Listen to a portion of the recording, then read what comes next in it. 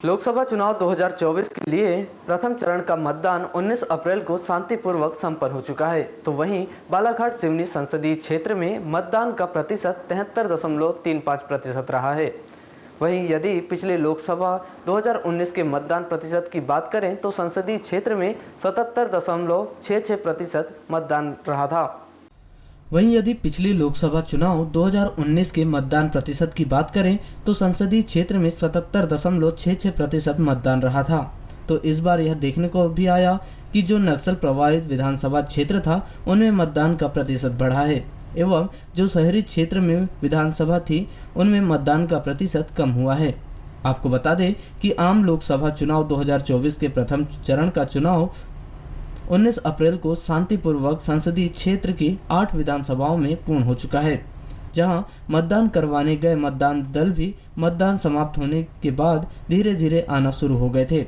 वहीं संसदीय क्षेत्र की 8 विधानसभाओं में पूर्णतः कड़ी सुरक्षा व्यवस्था के बीच शांतिपूर्वक मतदान हुआ और कोई भी अप्रिय घटना सामने नहीं आई। हालांकि कुछ स्थानों पर ईवीएम मशीन के बंद होने की बात कही जा रही थी, जिन्हें भी जिला प्रशासन की टीम ने समय रहते ठीक कर शांतिपूर्वक मतदान कराया। किंतु 2019 के लोकसभा चुनाव का यदि मतदान प्रतिशत देखें तो 77.66 मतदान प्रतिशत रहा था। किंतु इस बार संसदीय क्षेत्र का मतदान प्रतिशत 2019 की लोकसभा से कम है, जबकि यह कयास लगाया जा रहा था कि इस बार मतदान का प्रतिशत बढ़ेगा, किंतु मतदान प्रतिशत बढ़ने की जगह कम हो गया।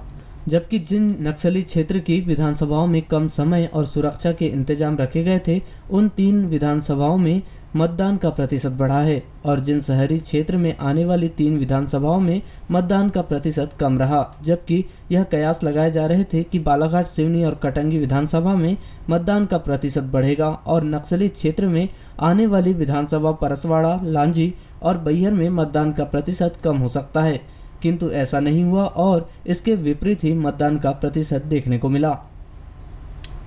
जिस प्रकार से अभी कुछ दिन पहले ही नक्सली घटना सामने आई थी और ऐसा माना जा रहा था कि नक्सल प्रभावित क्षेत्रों में आने वाली विधानसभा में कम मतदान होगा, लेकिन ऐसा बिल्कुल भी नहीं हुआ। जबकि आयोग द्वारा इन विधानसभाओं में कम समय मतदान के लिए दिया गया था और 19 अप्रैल को सुबह 7 बजे से 4 बजे तक इन 3 विधानसभा बैहर, लांजी और परसवाड़ा में मतदान के लिए समय रखा गया था।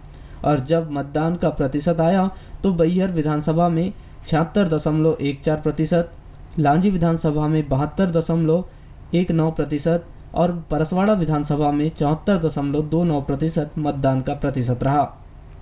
और इन विधानसभाओं में सबसे अधिक मतदाताओं ने अपने मताधिकार का प्रयोग किया है।